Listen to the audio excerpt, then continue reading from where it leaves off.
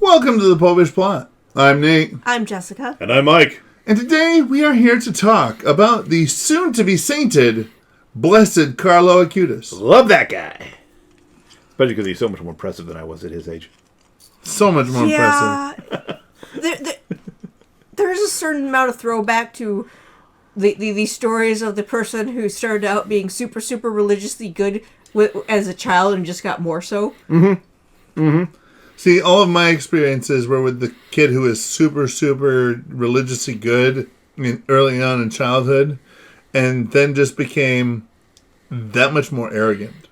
Well, again, clearly... Not clearly on Blessed Carlo's level. No. Blessed Carlo had done what he needed to do, so the Lord called him home. Yes. Those people that you've noticed, they've still got more work to do, and the Lord's giving them extra time to get it right.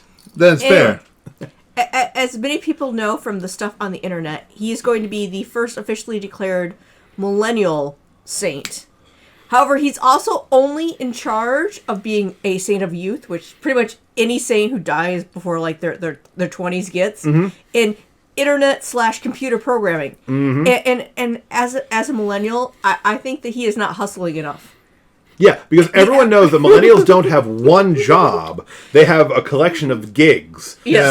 So Carlo, so when he's Saint Carlo, he needs more gig patronages. We're going to discuss some. Yeah. So first, I figured I'd go over his life, so we can point out many things that he should be in charge of beyond just computer programming. He needs to have more side hustles going. Exactly. Now,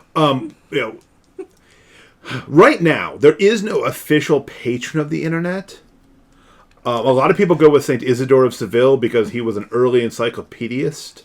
But since Blessed Carlo actually had a website devoted to Eucharistic miracles... And he knew like 4 computer languages. I think he's kind of a cinch for the whole internet. And there is the fact that Rome gets to declare who's officially a saint. Yeah. But the people just get to pick what they're in charge of. Yeah. So, we can do this internet. We can make Blessed Carlo, Saint Carlo, our patron. Mm-hmm. But anyway, so... and all of this nonsense definitely needs some saintly intercession. He was born May the 3rd in 1991 in London, UK. There's no fun. These changed names. Yeah. They're all the names we know. He would have had to have been born somewhere in the collapsing Soviet Empire for there to be name changes. He was born in Czechoslovakia, which then ceased to be Czechoslovakia. But no, he was born in London, which is, London. He died at age 15 on October 12th, 2006 in Muncie, Italy, from leukemia. He was beatified October 10th, 2020 at the Basilica of St. Francis of Assisi, in Assisi. But by the Basilica of St. Francis of Assisi, in Scranton. But by a cardinal, because that was still during various lockdowns, so the Pope couldn't do it. Unsurprising, his feast day is October 12th. And currently... Unsurprising? That's when he died. That's the day he died. Oh, okay. That's normally the feast day. It's not some weird thing where they just pick Sorry, I missed the actual day of death. I just caught the year, so... No worries. And so far, official, unofficial, he's a patron of youth in computer programming / the internet. The Utes. I'd like to know, did he play video games? And if so, on what system? Because, We're getting to that. Okay. He was born of wealthy Italian parents in London. I can't remember what they're in charge of, but it's one of those things that if he wanted to, he could have just spent his life being a Nepo baby. Yeah. Like, they were rich. But, like, the year he was born, they moved to Milan, where he was largely raised by, some say babysitters, some say nannies, some say au pairs. Given the fact that these were, like, long-term things, they're at least nannies, if not au pairs. They appear to have come from different places. Like, one mentions one that was Polish, one mentions one that was from India. So I'm going to guess au pair is probably the more correct out of those titles. But what the Italian for au pair is, we don't know. Yeah. But of course, this is almost certainly an important part of Carlo's story because his parents weren't particularly, they're Italian, so they're Catholic, but they weren't particularly devout Catholics. So perhaps the au pairs had an influence on young Carlo's budding spirituality. Some, I'm speculating. There was a note that is basically his mom had gone to church, as a child, and like for her wedding, and they did baptize him, and like a godparent was a grandparent from each side type thing, As you do. Well, some people do. Yeah. Yes. So part of what he did that, was saintly during his life is he brought his parents back to the faith. Some of his friends' family, a tutor. Some of the stories of a friend's family was essentially he became friends with a little kid that was his nanny's, child of the same age. So, What a guy. He apparently was, very faithful very early on because I can't tell exactly what age, but it seemed like he was about 3 or 4. He had a grandfather that died and came back to him as in a dream who said, I'm in purgatory, have some prayers said for me. I'm in purgatory, help a brother out. Yes, and then one of his earlier nannies was from Poland, so, he was the inquisitive kid who asked 50 million questions about religion in this case. That's what a guy. Yep. So, during his life, he was known for being interested in praying the rosary, devotion to many saints, especially St. Francis of Assisi, St. Michael, his guardian angel, and then a long list of the most popular saints who happen to be kids/teens. Yeah. He was known to care for the poor and needy. He was known to be especially helpful to the kids at school who either had bullying issues due to disability or if their family was going through stuff. And he loved nature and animals, like to the point that if he had lived a full life, he probably would have been that house where if you had a sick turtle, you'd bring it to him because it's now his turtle. Well, you like he'd pick up random animals and then you can't have a devotion to St. Francis of Assisi and then not do things like that. Yeah. I'm picking up random animals. Apparently, at age 12, he was a catechist at his parish, which. It stated in Italy, basically, they, one up the whole, usually, the person in charge of the youth ministries, in their 20s, and the people who are teaching kids are older kids, and the adult people are teaching adults. Well, I don't know. This isn't a terrible idea in my head. There's nothing little kids react better to than older kids. Yeah. I think they're super cool. And having done that, he had already taught himself code and knew multiple languages like Java and C++. So he helped design the website for his parish because he was asked to do that. And then he made one that was for promoting volunteerism, which apparently won an award in his country. And, remember the time period. Born in 1991, he's doing these things at 12, 13, so we're talking 2002, 2003. So there is an internet, but it's still, by our standards, kind of primitive. Yeah, like some of the articles were clearly written by boomers and stuff because they're talking about how his parents didn't know how to put on parental controls and somehow he taught himself programming, and I'm like, everyone in our generation knew some level of programming. There's no need for parental controls in programming. This was the kid who was giving up things he loved on his own, so he didn't need and two, we all learned programming. I remember we had a class. We had a class on it where we learned on the old Apples, back when Apple was dead, and it was the big floppies, not the big floppies, the medium floppies. Yeah. And it was like you can play the Snake game when you code the Snake game on your computer. I had to learn to make dialogue boxes and things. Yeah. But anyway, he also is best known for a website that he made that was cataloging Eucharistic miracles and also apparently included Marian apparitions that were approved. He had been working on it when he got sick, so it actually came out right when he was passing away. Yep. Or possibly even a little bit after, you know. Posthumous launch. Yes. So along with all those things, there are many other things about his life that this is where he can get the hustle on and get multiple sainting things going. Okay. All right. I'm ready. First, he should be the patron saint of Staycations. Yes. Because he was once offered a pilgrimage to the Holy Land because, again, his parents are stinking rich. And he said, no, he didn't want to go to the Holy Land. He was going to take a pilgrimage to all the various churches around his town. His reasoning being that essentially I could visit where Jesus lived 2,000 years ago, or I could visit Jesus where he is right now in all these churches. It's solid. I mean, you can't dispute it. I can't dispute that reasoning. Well, and again, people go to people went in her lifetime. People went to Mother Teresa, and like, should I come to Calcutta? And she would tell them, find your own Calcutta, your home.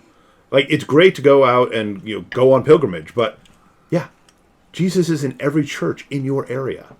You can just go visit him there. Also, he needs to be the patron saint of video games. Yes. Okay. I don't know the holy way to say that we need to pawn some noobs, but I'm sure we can find it out.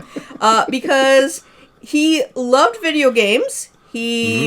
We know he played Xbox, PlayStation, and multiple versions of Nintendo. All right, well, given that he's being sainted, I will not hold his PlayStation use against him. It's clearly simply a material heresy, and not one that he needs, that would excommunicate him.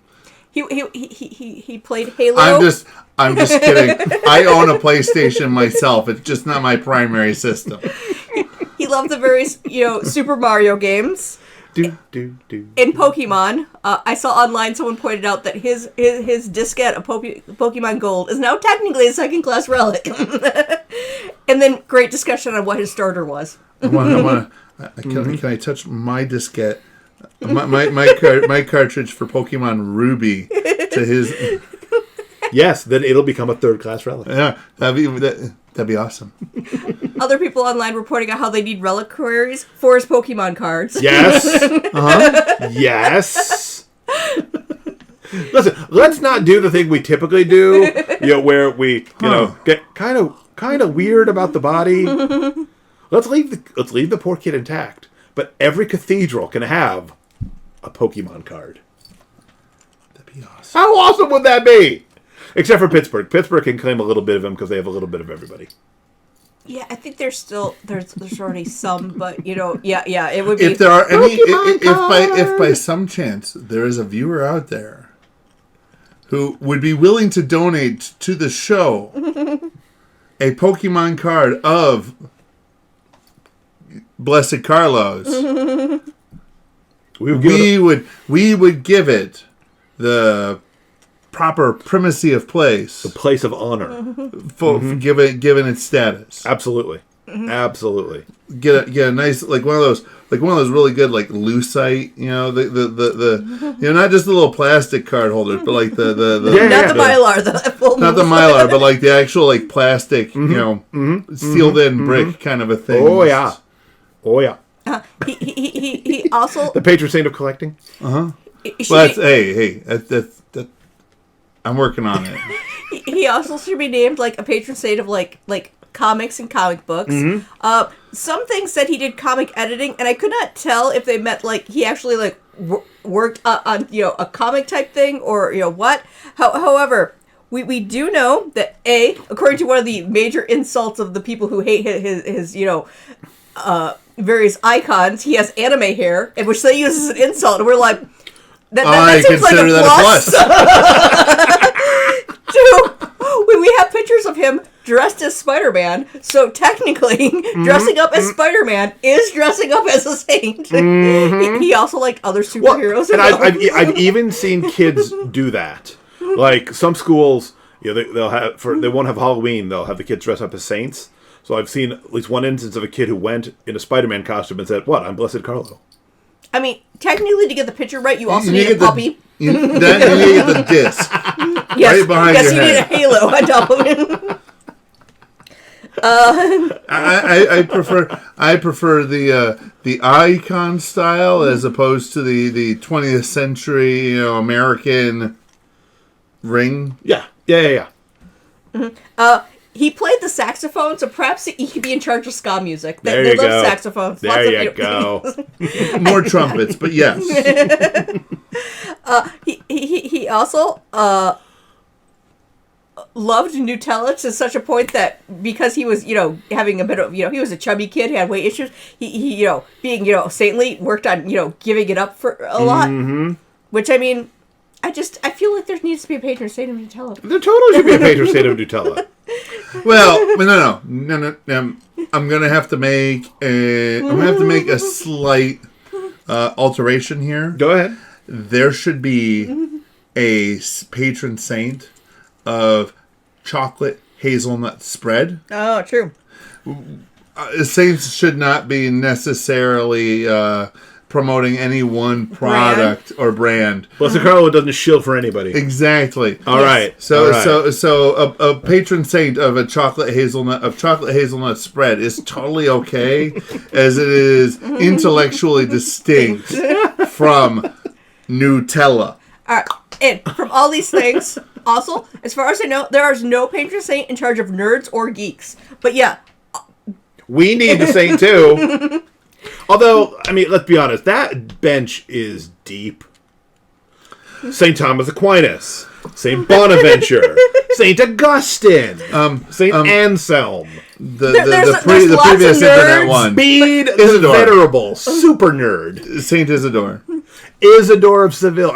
He's an encyclopedist.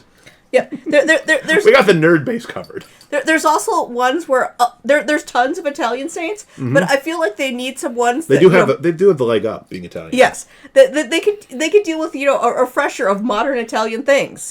Like he loved Italian sports cars. He was a teenage Italian boy. Why wouldn't he? I mean, realistically, what modern boy? What modern boy with reasonably appropriate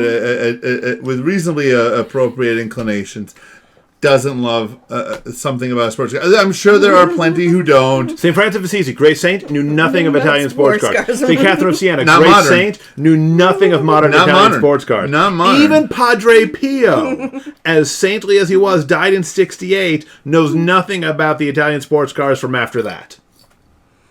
Or at least didn't in life. Once again, he doesn't have, but he did. They're not modern. I said modern. I understand. I'm just pointing out. There's the problem really is that he's. Do you mean modern as in a generation two, or do you mean like the way that Shakespeare is modern English? The real problem is that he's really the only one who is modern, contemporarily modern. I mean, there are some others, but still, it also. They were old people in the time that we lived. Mm-hmm. Not modern. So he's the patron saint of Ferrari Testarossas. Love it.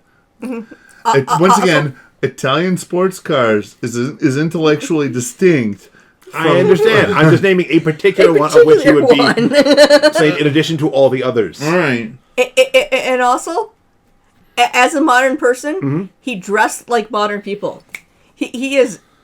It's weird to say buried because he's weird above ground and stuff, but entombed. That's really the thing. Wearing jeans in a pair of one of his favorite sneakers. I'm kind of impressed that they didn't entomb him in his favorite tracksuit. Yes. And that being said, that's really the thing that gets him the most attention at the moment, because there are far too many people who want to suggest that he's not saintly enough because he dressed in modern clothes. We need to be fair. Most of them they're at pains to say, we're not criticizing Carlo. Or so many of them saying, we're not criticizing Carlos. People, he was Italian, not Spanish. His name was Carlo, not Carlos. No S. But they're criticizing the art. But even that is ridiculous, because saints are depicted in what they wore. Medieval saints are depicted in medieval peasant garb because they were medieval peasants. And he's depicted wearing turn of the millennium clothing because he lived at the turn of the millennium. A polo shirt and a pair of jeans, which realistically is not all that irreverent. Seriously. If we were to go and put him in, the real problem is that these particular individuals would not actually be satisfied in any particular case, because if we went and dressed him up in all medieval peasant clothes, they'd be like, "What is that? He was not a medieval peasant." Well, if we dressed him up as a Franciscan friar, they'd be like, "Excuse me." He never actually got to the point of being a friar. He never got to the point of being a friar. He totally would have done it. But yes, but on the Halloween costume, now everyone who dresses in the stereotypical Jersey Shore type thing can just put on their nice tracksuit, and they're now dressed as a saint. I am not the Biz. I am Blessed Carlo. Question. The next Halloween, for all the kids that come to the door dressed as Spider-Man, can we jokingly suggest that they are all dressed as Blessed Carlo? You could at least ask. I think it would be more funny if the kids were dressed as their normal clothes if we asked them. You're Blessed Carlo! Kid wearing a red polo and blue jeans. Are you Blessed Carlo? He's like, yes, I am. I mean, that would only be if he was also wearing the sunglasses to complete the look, you know? Yeah, maybe like a little Eucharist pin or something. That'd be great. Kids, take note. You could be the coolest kid. Based on some of the statues I saw, the little Eucharist pin is a monstrance like this. That was his iconography. Yes. You know? I'm just saying. Coming out of the laptop, because, you know. But No, this one was literally just a monstrance on his shirt. Sure. But you could wreak havoc because, you know, you teach Sunday school and tell all the kids that you just need to dress like this. Like, just keep showing pictures of him and be like, totally all okay. I know what we're doing next October.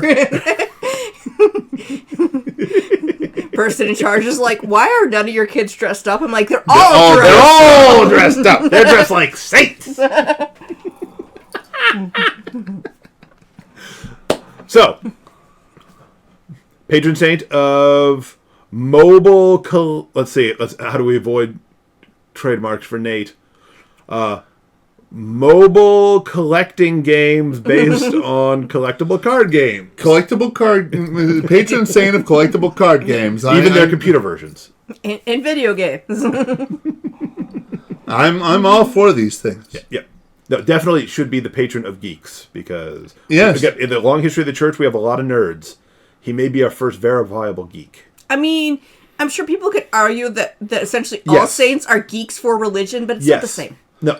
No. We should definitely go with the nerds. I mean, he dressed up as Spider-Man. It doesn't matter that he was 3. That's totally, you know. Yeah. Kids So, keep- patron saint of comic books. Patron saint of sweet Halloween costumes. Also, apparently, there is a comic book of his life. Of course there is. There needs to be. St. John Paul II, St. Francis of Assisi, St. Carlo. Makes perfect sense.